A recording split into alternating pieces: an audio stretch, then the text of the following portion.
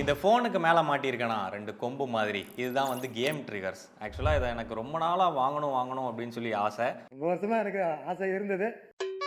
வாங்கிட்டேன். வாங்கி கிட்டத்தட்ட 1 மாதத்துக்கு மேலே யூஸ் பண்ணிகிட்டு இருக்கேன். நல்லாவே இருக்குது. பட் இது அதை பற்றினது கிடையாது. ஏன்னா இதை ரெக்கமெண்ட் பண்ணேன் அப்படின்னா நிறைய பேரண்ட்ஸ் என்னை தூக்கி போட்டு அடிப்பீங்க தெரியும். பட் அதை ரெக்கமெண்ட் பண்ணுறதுக்காக இந்த வீடியோ பண்ணல.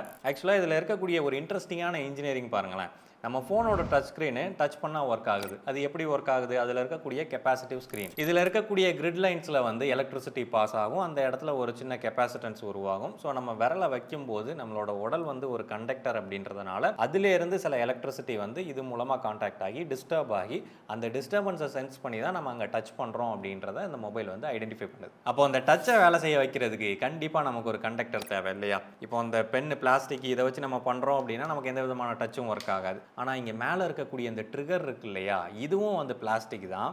ஆனால் இதை டச் பண்ணும்போது மட்டும் ஒர்க் ஆகுது. முன்னாடி வந்து மெட்டல் ட்ரிகர்ஸ் தான் கொடுத்துருப்பாங்க. அது வேலை செஞ்சது அப்படின்னா அதில் ஒரு லாஜிக் இருக்குது. மெட்டல் ஒரு கண்டக்டர், அது மூலமாக நம்ம பாடியை கண்டக்ட் பண்ணி ஒர்க் ஆகும் அப்படின்றது. ஆனால் இதில் எப்படி வேலை செய்யுது அப்படின்னு சொல்லி பார்த்தீங்கன்னா, இந்த பிளாஸ்டிக் கொடுத்துருக்காங்க இல்லையா, இது வந்து பியூரான பிளாஸ்டிக் கிடையாது. இதுலேயும் வந்து அந்த கண்டக்டிவ் மெட்டீரியலை மிக்ஸ் பண்ணி ஒரு ஏபிஎஸ் பிளாஸ்டிக்காக வந்து தயாரிச்சிருக்காங்க. நமக்கு பியூர் கண்டக்டராக இருக்கணும் அப்படின்றது அவசியம் கிடையாது. ஜஸ்ட் இந்த டச்சை டிஸ்டர்ப் பண்ணுற அளவுக்கு மட்டும் இருந்தால் போதும் அப்படின்றதுனால பிளாஸ்டிக்லேயே மிக்ஸ் பண்ணி இந்த மாதிரியான ஒரு மெட்டீரியலை கொண்டு வந்திருக்காங்க. ஸோ இதை நம்ம டச் பண்ணும்போது ரியலி டச் வந்து நல்லாவே வேலை செய்யுது. ஒரு இன்ட்ரெஸ்டிங்கான ப்ராடக்டாக எனக்கு தோணுச்சு. பட் நான் என்னோட ஃப்ரீ டைமில் மட்டும்தான் கேம் ஆடுவேன். இது என்னோட அடிக்ஷன் கிடையாது. ஸோ அப்பப்போ நீங்கள் கேம் விளையாடுவீங்க அப்படின்னா இந்த ப்ராடக்ட் ரெக்கமெண்டட் தான். லிங்க்கு இங்கனக்குள்ளே எங்கேயாவது கிடக்கும், பார்த்து வாங்கிக்கோங்க.